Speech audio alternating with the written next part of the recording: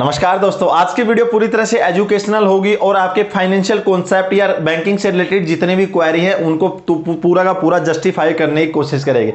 आज के समय में दोस्तों हम लोगों को बहुत सारी बैंकिंग से रिलेटेड प्रॉब्लम रहती है, चाहे हमारा लोन हो, ईएमआई हो, या फिर लोन रिकवरी एजेंट हो, या फिर हमने जो आरबीआई ने अभी लोन रिकास्ट 2.0 अनाउंसमेंट किया उससे रिलेटेड हो, या फिर कोई फ्रॉड ट्रांजैक्शन से रिलेटेड हो।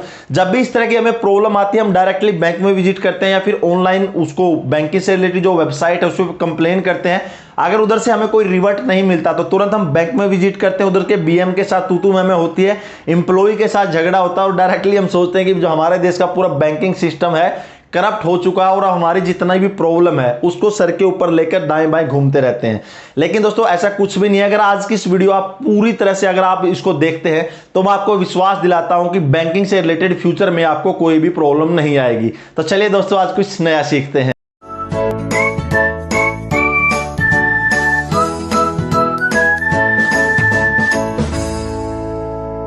दोस्तों रिजर्व बैंक ऑफ इंडिया ने बैंकिंग से रिलेटेड, एनबीएफसी कंपनी से रिलेटेड या फिर किसी भी तरह का फ्रॉड ट्रांजैक्शन से रिलेटेड अगर किसी भी कस्टमर को कोई भी प्रॉब्लम है तो आरबीआई ने बैंकिंग ऑम्बुड्समैन जो लोकपाल स्कीम है उसका लॉन्च कर रखा है, जिसके अंदर 5 लेवल से आप अपनी कंप्लेन आरबीआई के थ्रू रजिस्टर्ड करवा सकते हैं। आरबीआई ने इसके लेवल बना रखे हैं कि आप 1 लेवल से लेकर 5 लेवल तक जा सकते हैं, जहां पर आपको 100% आपकी प्रॉब्लम का सोल्यूशन मिल जाएगा। रिजर्व बैंक ऑफ इंडिया ने कहा कि अगर आपको कोई भी प्रॉब्लम या कंप्लेन है, सबसे पहले जो लेवल 1 है आपको बैंक में विजिट करना पड़ेगा। बैंक में विजिट कर सकते हो, जहां पर आप अपनी ब्रांच में ऑनलाइन या ऑफलाइन या फिर कस्टमर केयर में या फिर उनकी ईमेल आईडी के थ्रू आप सबसे पहले कंप्लेन कीजिए। जैसे यहां पर आप कंप्लेन करते हैं, अगर आपका इधर सोल्यूशन मिल जाता तो ठीक है, अगर आपको सोल्यूशन नहीं मिलता तो जब भी आपने अपने बैंक में कंप्लेन की होगी तो उधर से आपको क्या मिला होगा कि आपके कंप्लेन का रिक्वेस्ट नंबर या फिर एक्नॉलेजमेंट नंबर मिला होगा। ये सब चीजें आप रेडी रखिए। इसके बाद अगर इधर से आपकी प्रॉब्लम सॉर्ट आउट नहीं हो पाती है तो आरबीआई ने सेकंड स्टेप रखा है कि आप उस बैंक का जो प्रिंसिपल नोडल ऑफिसर है उधर आप कंप्लेन कर सकते हो। आप सबसे पहले ये क्वेरी आएगी कि प्रिंसिपल जो नोडल ऑफिसर है उस बैंक का जिससे आपको प्रॉब्लम है वो कहां से मिलेगा। दोस्तों जिस भी बैंक से आपको प्रॉब्लम है या एनबीएफसी कंपनी से प्रॉब्लम है, आप डायरेक्टली उसकी ऑफिशियल वेबसाइट पर जाइए। उधर आपको कॉन्टैक्ट अस का एक ऑप्शन मिलता है। उस कॉन्टैक्ट अस के ऑप्शन में आपको उधर का जो नोडल ऑफिसर है, प्रिंसिपल नोडल ऑफिसर है, उसका मोबाइल नंबर, ईमेल आईडी सब कुछ मिल जाएगा।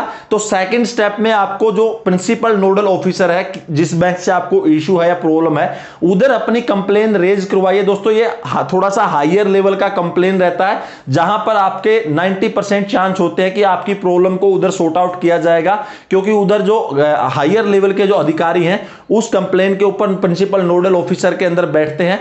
अगर फाइनली सेकंड स्टेप में भी आपकी प्रॉब्लम है, जो लेवल 2 पर भी आपकी प्रॉब्लम अगर सॉर्ट आउट नहीं हो पाती है तो आरबीआई ने इससे रिलेटेड जो 3rd लेवल रखा है जिसमें बैंकिंग ऑम्बुड्समैन यानी बैंकिंग लोकपाल है, उस लेवल पर आप कंप्लेन कर सकते हो। दोस्तों जो बैंकिंग लोकपाल है ये एक इंडिपेंडेंट बॉडी रहती है और इसमें जो डीजीएम लेवल है यानी जो डिप्टी जनरल मैनेजर है और उससे अबोव रैंक के अधिकारी बैठते हैं, यानी ये डायरेक्टली बैंक की पकड़ में नहीं रहता। यानी ऐसा नहीं है कि अगर आपकी बैंक से रिलेटेड कोई प्रॉब्लम है और बैंक को लग रहा है अगर इसकी प्रॉब्लम सॉर्ट आउट हो जाएगी तो हमें प्रॉब्लम हो जाएगा, तो ऐसा नहीं है। एक इंडिपेंडेंट बॉडी है जो बैंकिंग ऑम्बुड्समैन है या बैंकिंग लोकपाल है, जहां पर डीजीएम लेवल के अबोव से जो अधिकारी है वो बैठते हैं, वो पूरी प्रॉब्लम को सॉर्ट आउट करते हैं और 95% चांस रहते हैं दोस्तों कि उधर से आपकी जो प्रॉब्लम है सॉर्ट आउट हो जाए। अगर बैंकिंग जो ऑम्बुड्समैन है इनके अधिकारी का आप पूरा का पूरा अगर ईमेल आईडी या मोबाइल नंबर या फिर इनकी कंप्लेन कैसे का अगर वो जानना चाहते हो डायरेक्टली ये भी आपको बैंक की वेबसाइट पर मिल जाएगा कॉन्टैक्ट अस में।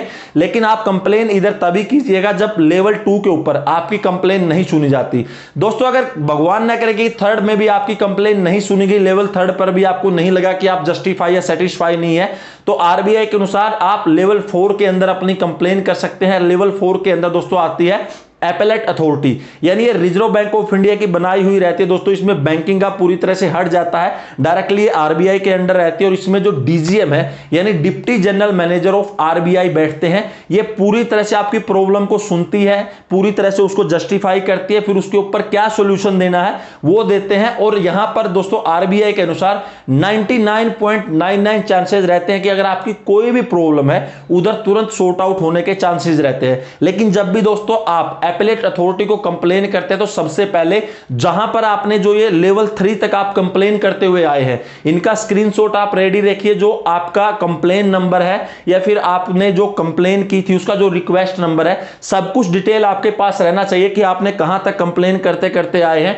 लेवल 4 पर आप तभी कंप्लेन कीजिएगा जब पीछे के 3 लेवल पर जहां तक आपने कंप्लेन की है उसका पूरा डाटा आपके पास होना चाहिए। एक्नॉलेजमेंट नंबर, रिक्वेस्ट नंबर, आपने जो मेल किया उसका स्क्रीनशॉट, बैंक का क्या रिप्लाई आया है उसका स्क्रीनशॉट, ये सब कुछ डॉक्यूमेंट आपको पीडीएफ में लगा के या फिर अटैच करके जो एपेलेट अथॉरिटी है उसको भेजना है। यहां पर रिजर्व बैंक ऑफ इंडिया की डायरेक्ट निगाहें रहती है एपेलेट अथॉरिटी के ऊपर, क्योंकि ये डायरेक्टली आरबीआई द्वारा संचालित होता है लेवल 4 के ऊपर। और अगर यहां पर भी आपको लगता है कि रिजर्व बैंक ऑफ इंडिया की तरफ से भी आपको सही तरीके से रिस्पॉन्स नहीं आया, आरबीआई ने भी आपकी प्रॉब्लम को जस्टिफाई या सेटिस्फाई नहीं किया, तो इसके ऊपर भी आप जो सीईपी सेल है यानी consumer education and protection cell, ये आरबीआई से भी ऊपर है, क्योंकि ऐसा तो है नहीं कि हमारे देश में सिर्फ आरबीआई एक एपेलेट बॉडी है उसके ऊपर हम कहीं कंप्लेन नहीं कर सकते।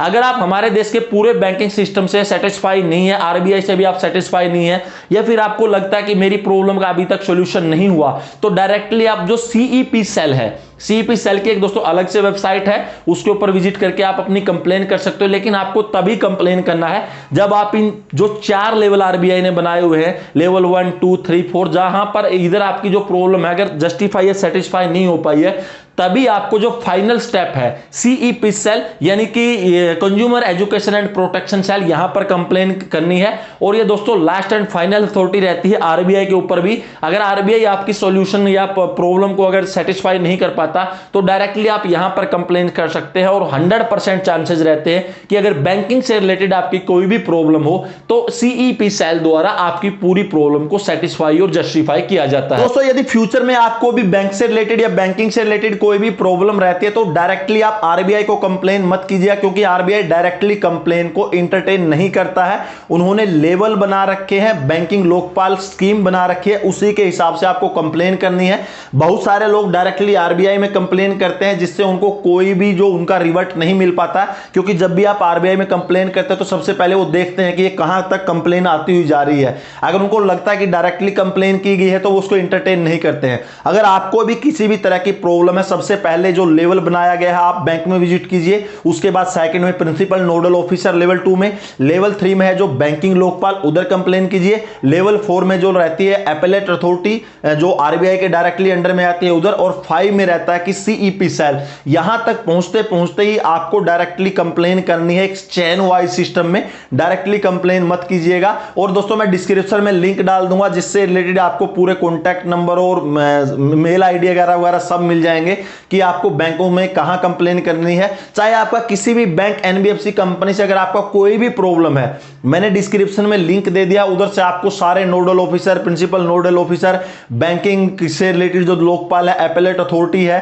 सीईपी सेल है, सबके जो कॉन्टैक्ट नंबर है और उनकी ईमेल आईडी मैंने डिस्क्रिप्शन में लिंक दे दिया है, उधर से आप क्लिक कर सकते हो। फाइनली दोस्तों आपको ये वीडियो कैसी लगेगी? अगर अच्छी लगी तो लाइक कीजिएगा, कोई कमेंट है तो कमेंट सेक्शन में कमेंट कीजिएगा, और इसी तरह से फाइनेंशियल टॉपिक पर नॉलेज पाने के लिए चैनल सब्सक्राइब कीजिए। तो दोस्तों नेक्स्ट वीडियो के लिए तब तक जय हिंद, वंदे मातरम।